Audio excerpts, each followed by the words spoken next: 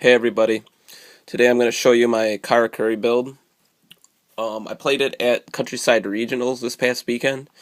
I did alright. I didn't do as well as I wanted to, but I haven't had as much time to play test, and usually I like to go in a little bit more comfortable with a solid choice deck and know more of the advantages and disadvantages, but since I already got my invite, I figured I might as well give this a shot. It's a fun deck, and you should all try it out because it does some pretty cool plays. It's Karakuri. So for starters we play triple solar windjammer, um, triple psychic commander. We play double quick. Oh, and then those are the only non-Karakuri monsters you play. Double quick. Uh, One soldier. Um, I would recommend testing out between two of him and one of him. Uh, if you play the deck and you see some of the problems that it has, I guess you'll understand. So just try it out. Played two ninja. He's actually really good because you need non-tuners more than you need tuners on board to continue your plays. So I think you need to play two of him. And drawing one isn't that bad, just because of if you play Kamoichi, three of each. If you get one out with the Burrito in D, and you got your Burrito in D, and you machine dupe this, and you have a ninja in your hand, and you sack one of these with her effect, you're going to draw three, so it's a good play. So I think two ninjas necessary. And then the best tuner you play is Triple Strategist. He gets a lot of your Burrito effects off. If you have all the pieces in your combo, and that means you can just go one of these every burrito summon, and then just +1, hoping you draw into your traps or whatever that you want. Maybe an anatomy just to get an extra +2 at the end. And then the only other Karakuri we play is one strategist. The only reason I played him is just to be able to go beast. It's also not that bad if you, to search an anatomy. If you know you can pull off all your plays, and then the anatomy just gives you an extra +2 that turn. That's 18 monsters. For spells, we play triple instant fusion, triple desynchro. Those are the most important spells because they get you your non-tuners on board. And then you play triple E-Telly for the Psychic Commander, and triple Machine Dupe.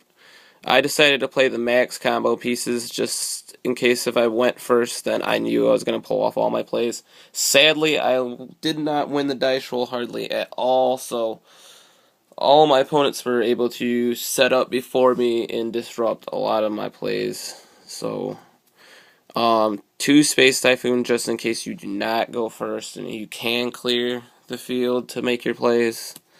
And then Heavy Storm, Dark Hole, Reborn, and then last, an Anatomy. That's 18 spells. And then for traps, we only played two Bottomless, Warning, and the ultimate protection for you is Solemn Judgment. You just want to keep their monsters off board, because if you do pull off all your plays, then you just want to keep monsters off board. For the extra deck, two Cybersaurus, for instant fusion, one Zen mains. I ended up having to go Zen mains a lot this weekend. That's not a good thing. I mean, if you have a really bad hand, then going Zen mains is probably your last possible option, just to keep yourself around long enough to hopefully be able to pull off some plays. I played one level 4. I had an extra spot, and I did see at a few times during testing that going into a rank 4 was possible, and I just felt he was the best option just to clear things off board to make your plays go through. One Tyrus, another card just in case you have a really bad hand, and then Heliopolis for board clearing plays to go for a game. For the synchros, obviously triple Burrito. Only played one beret. Two is okay, and but two's not always necessary for an OTK. I mean, one of these is just fine if you know how to play it good enough. Like, you only really need one half the time. One scrap, Stardust, one Crimson Blader.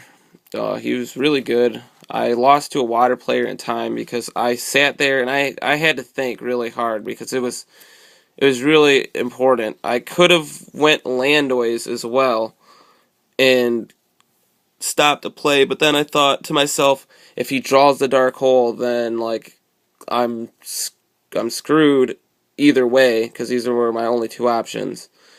And I figured it took me too long to think of which one to go into, and I ended up actually going into Crimson Blader because I figured if they did have the Dark Hole, I was going to run over a monster, and at least next turn they weren't going to be able to beat me.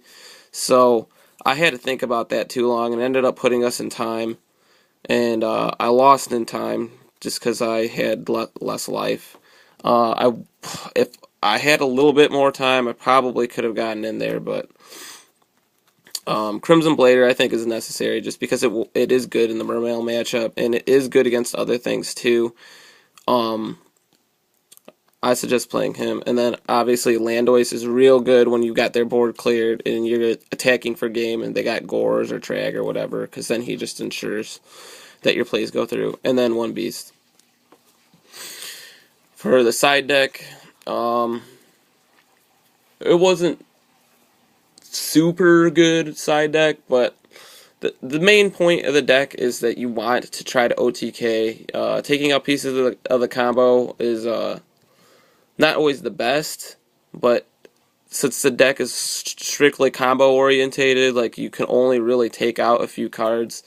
So the side deck's really hard to tinker with this deck. So I mean, these are just cards that I saw were okay in testing. I suggest you try to see the things that you like more. I did two Veiler. I ended up not siding it in like at all, but I did see like certain decks that this could be good against, so I figured I might as well put it in anyways. Two Max C. I would have played three, but I am a greedy player, and I wanted to play three Max C if they were like secret rares, so I just decided to go with two.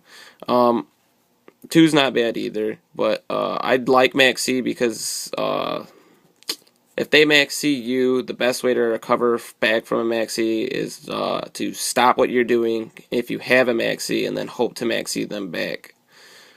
One Trag. I'd probably do Gores over Trag. After the day was done, I felt really dumb that I didn't do Gores instead because having a clear board is usually how you end anyways, so Gores would have been way better than Trag. One Soul Taker for those Thunder Kings if you don't go or if you're going second game 2 and they go Thunder King because he slows down a lot of things, so it's just another out. And then the third space, and then for traps, Extra Destruction and Dust Tornado is pretty good. The MVP of the weekend is Mirror Force. This is by far one of my favorite traps this format. This one is this Mirror Force put in some work definitely this weekend.